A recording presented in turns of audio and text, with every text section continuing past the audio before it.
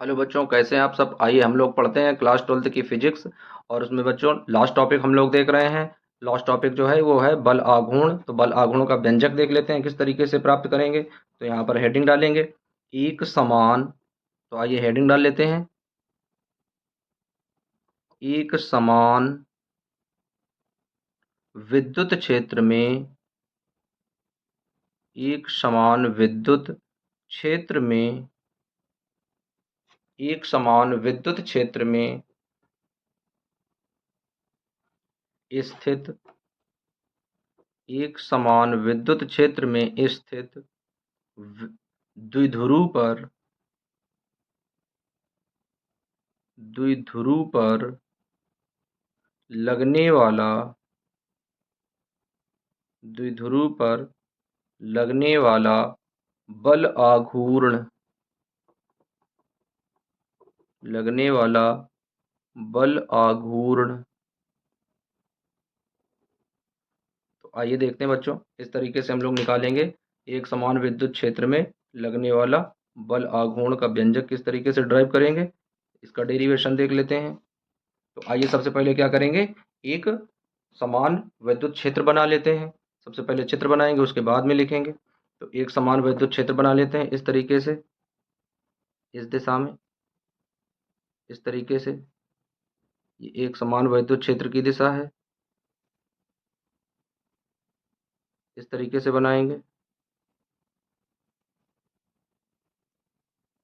एक समान विद्युत क्षेत्र है ये।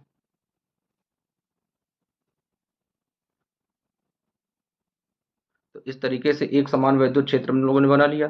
अब यहाँ पर एक वैद्युत द्विध्रुव रख देते हैं। तो इस तरीके से देख लेते हैं बच्चों, यहाँ पर एक वैद्युत द्विध्रुव रख दिया इस तरीके से, ये।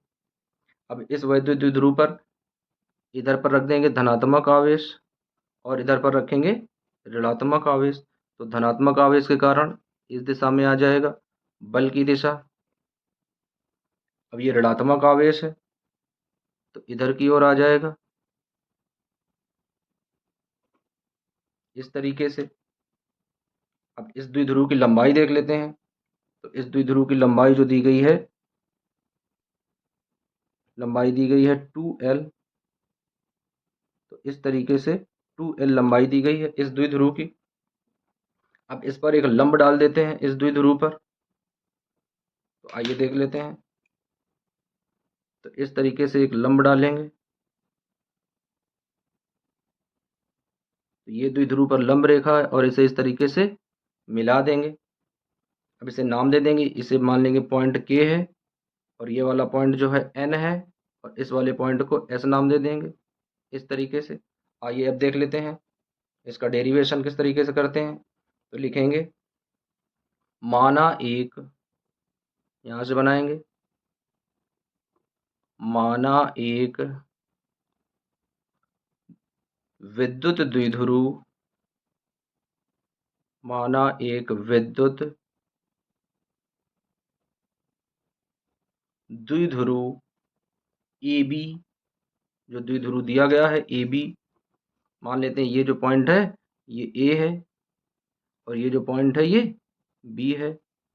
तो माना एक विद्युत द्विध्रुव ए बी एक समान विद्युत क्षेत्र एक समान विद्युत क्षेत्र एक समान विद्युत क्षेत्र ई में, विद्युत क्षेत्र ई है, ये देख लेते हैं। ये जो विद्युत क्षेत्र है ये ई मान लेते हैं, ई है। विद्युत क्षेत्र ई में क्षेत्र से कोण बनाते हुए क्षेत्र से कोण बनाते हुए, यानी देखिए ये क्षेत्र है तो क्षेत्र से इस तरह का ये कोण बना रहा था। यहाँ पर मान लेते हैं ये थीटा कोण है। तो क्षेत्र से कोण बनाते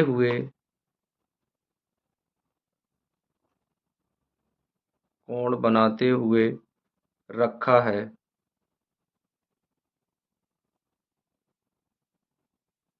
क्षेत्र से कोण बनाते हुए रखा है। अब देख लेते हैं आगे।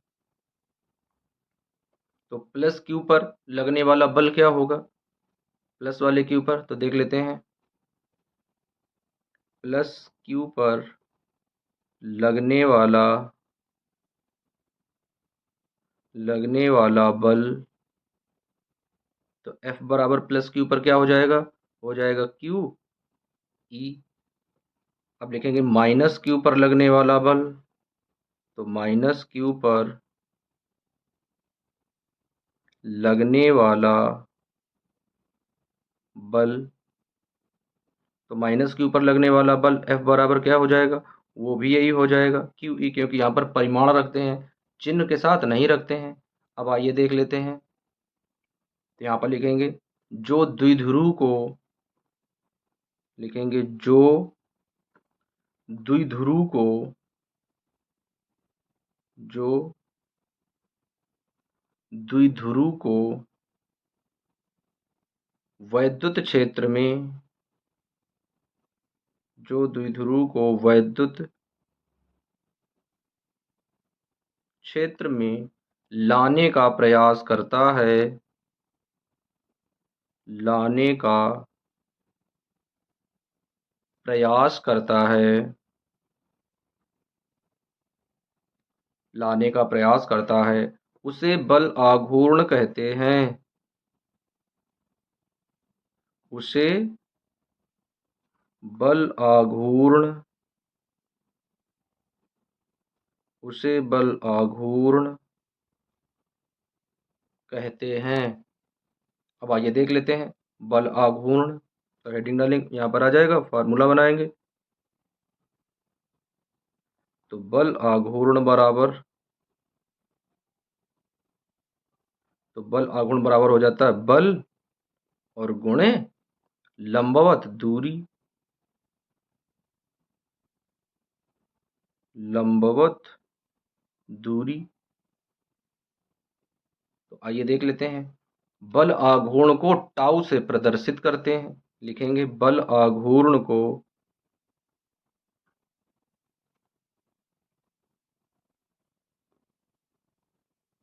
बल आघूर्ण को टाउ से प्रदर्शित करते हैं, इसे टाउ बोलते हैं, टाउ से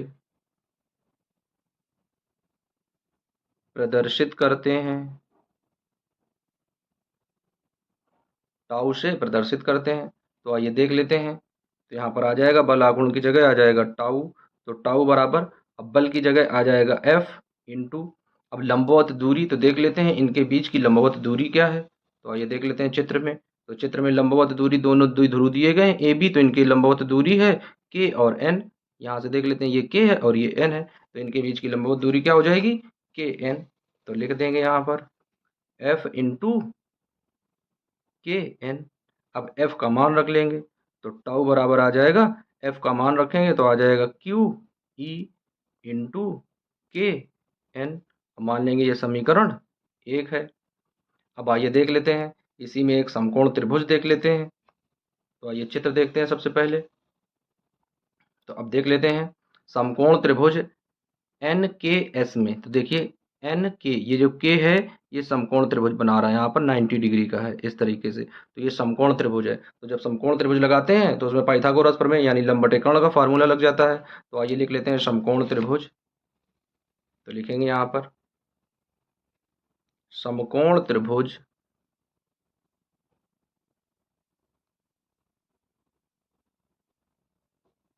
समकोण त्रिभुज NKS में, तो आइए देख लेते हैं समकोण त्रिभुज NKS में, तो देख लेते हैं साइन थीटा का मान रखेंगे, तो क्या आ जाएगा, साइन थीटा बराबर क्या होता है, साइन थीटा बराबर होता है लंब बटे कर्ण। अब आइए देख लेते हैं लंब क्या है और कर्ण क्या दिया गया है, तो आइए देख लेते हैं चित्र में, तो बच्चों ये जो थीटा कोण है तो इसका ये आधार दिया गया है, और ये जो दिया गया KN ये लंब है, और इसका जो कर्ण दिया गया है ये AB जो है ये AB इसका कर्ण है। तो आइए इन सब के मान रख लेते हैं सवाल में, तो इस तरीके से, तो यहाँ पर दिया गया साइन, तो यहाँ पर आ जाएगा साइन थीटा इक्वल टू, लंब दिया गया KN तो यहाँ पर आ जाएगा KN, अपॉन में कर्ण दिया गया 2L तो यहाँ पर आ जाएगा 2L, तो अब जब के एन का मान निकालेंगे तो 2l का यहाँ पर गुणा कर देंगे। तो अब यहाँ पर आ जाएगा के N equal to 2l sine theta. अब लिखेंगे के एन का मान समीकरण 1 में रखने पर, तो लिख लेते हैं यहाँ पर के एन का मान समीकरण 1 में रखने पर। अब देख लेते हैं समीकरण 1 क्या दिया गया है। समीकरण टाउ बराबर क्यू ई इंटू के एन, तो के एन की जगह मान रख देंगे, तो क्या आ जाएगा यहाँ पर, तो यहाँ पर आ जाएगा tau equal to Q E into, अब के एन का मान कितना दिया गया, तो के एन का मान दिया गया 2l साइन थीटा। अब उसके बाद में फिर लिखेंगे, तो यहाँ पर दिया जाएगा टाउ इक्वल टू, अब यहाँ पर ई रख लेंगे और क्यू इसके साथ जोड़ देंगे, तो आ जाएगा 2ql साइन थीटा। अब यहाँ पर लिखेंगे कोष्टक में, हम जानते हैं कि P बराबर होता है 2ql के, तो अब 2ql की जगह क्या रख लेंगे, P रख लेंगे, तो फार्मूला क्या आ जाएगा, फार्मूला आ जाएगा E इंटू इसकी जगह आ जाएगा P और आगे आ जाएगा साइन थीटा। इस तरीके से यहाँ रख लेते हैं इस जगह, तो यहाँ पर आ जाएगा फार्मूला रख लेंगे। इस तरीके से यहाँ पर देख लेते हैं, तो यहाँ पर आ जाएगा tau equal to P E, उसके बाद में साइन थीटा,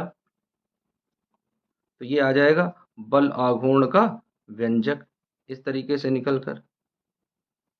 अब देख लेते हैं इसका मात्रक निकाल लेते हैं एसआई पद्धति में कि मात्रक इसका क्या होगा, तो देख लेते हैं एसआई पद्धति में मात्रक,